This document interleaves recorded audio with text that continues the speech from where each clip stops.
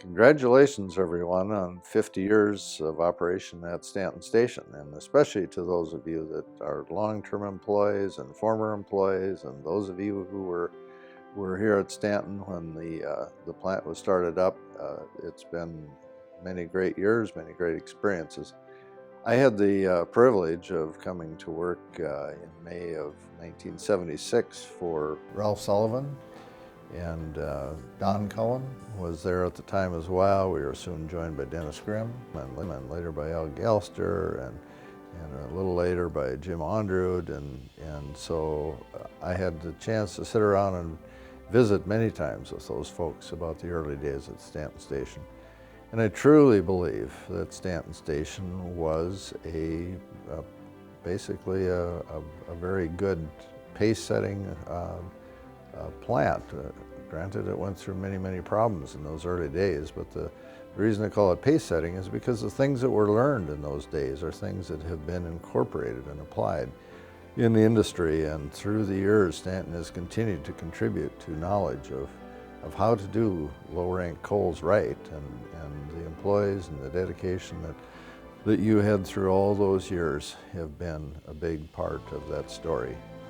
And we think of people like Glenn Seiler, who I understand walked those fields and that area before the plants were even built in that area, having grown up there, and a lot of the rest of you who were from the nearby area and have many fond memories even of those days when the plant was being built. So congratulations to all of you current employees, all of the past employees, and thanks so much for all of you that are here today to celebrate with us. We think as you view the remainder of this video and as you look around the plant, you'll be reminded of all the successes that have come from the hard work and the dedication and the innovation of the employees that have been here throughout the years.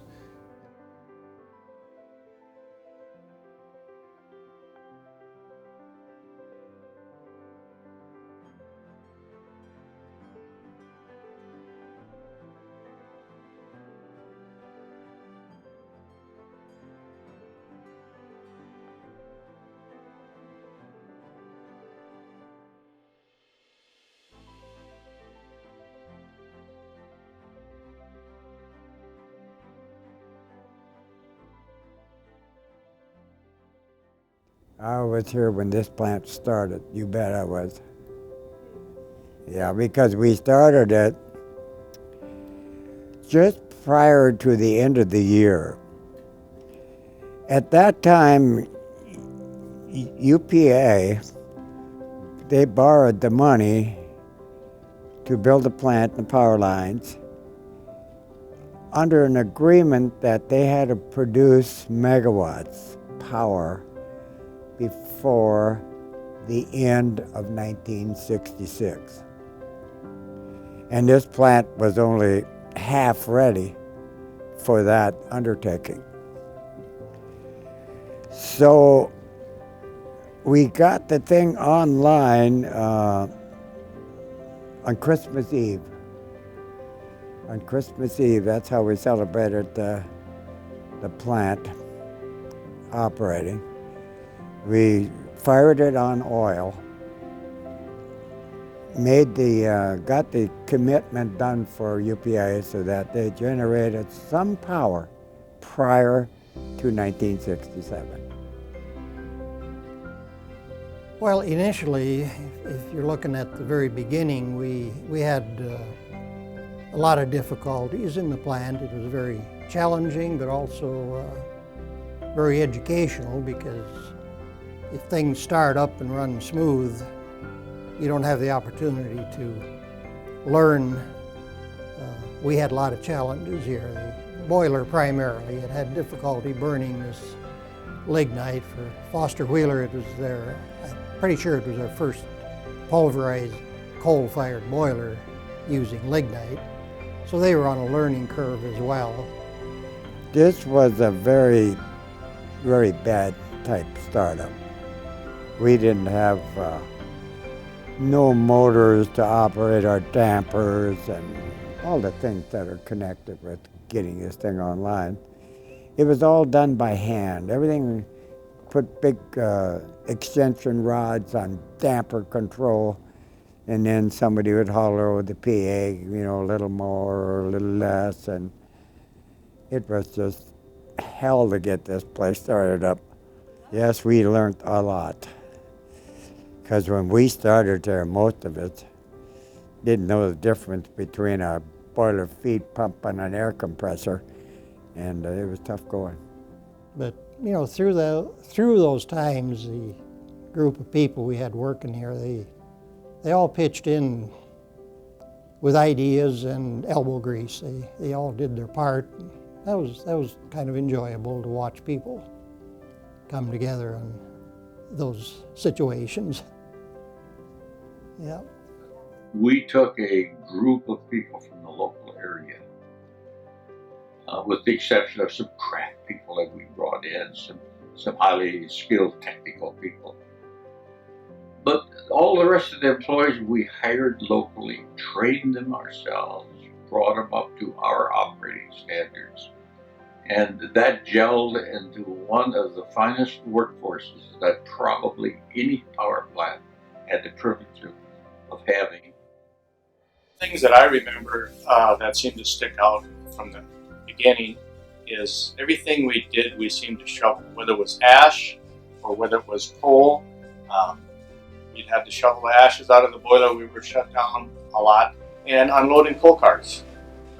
We did not have any coal crushers or crackers on at that time, and then in the wintertime when the miners went on strike and our coal pile was down, we'd have to sit up and watch the coal go by and pick off the chunks. That is things that in the early years. And we had a lot of fun doing it. It wasn't always sad faces.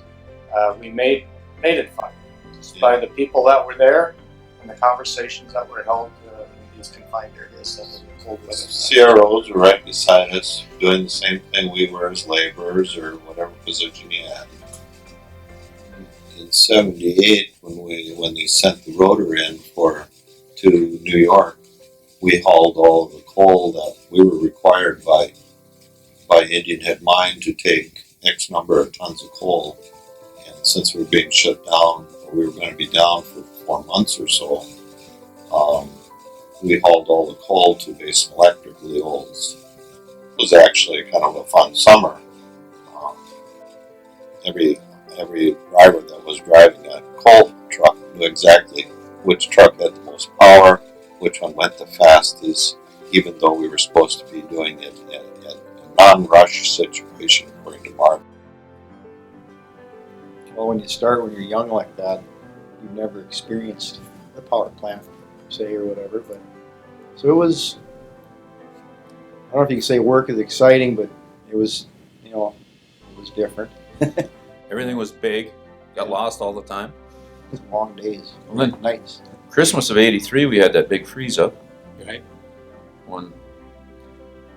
I'll never forget that.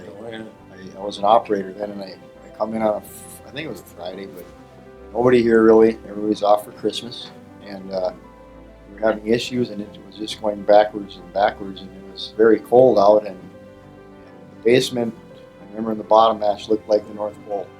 It was tons of ice, and I'd only been here not even 2 years yet, or barely. No. So I didn't, but when I look back, if I'd have known, it was like wow. It was 6-8 inch pipes snapping. Big chunks out of the sides of valves laying on the floor. It was 15 degrees in the basement. It was like a skating rink. But that was kind of the start of all the, the newer technology was just coming of age then too, as far as for boiler controls and pumps and started to have more electronic controls versus pneumatic. The pneumatic controls were a lot of work to keep going. It was orifices and diaphragms and stuff like that, and then things started coming of age about then, I guess, for lack of better words. Yeah. I think, what did we go through? 5 different computer systems. TDC 3000, Foxborough we had. Foxborough and TDC. The TDC was a touchscreen, and we had some control room operators. Once we moved from TDC to a mouse, there were some control room operators that couldn't get away from touching the monitors. So we had to slap their fingers a time or two. Yeah. And I think one of the best things that ever happened at that power plant was when the decision was made to build a second boiler. The company built the second boiler. The second boiler was brought into operation, and it functioned quite well right from the onset. And we were able to take the steam flow now from both boilers and blend them together and supply it to the single turbine generator.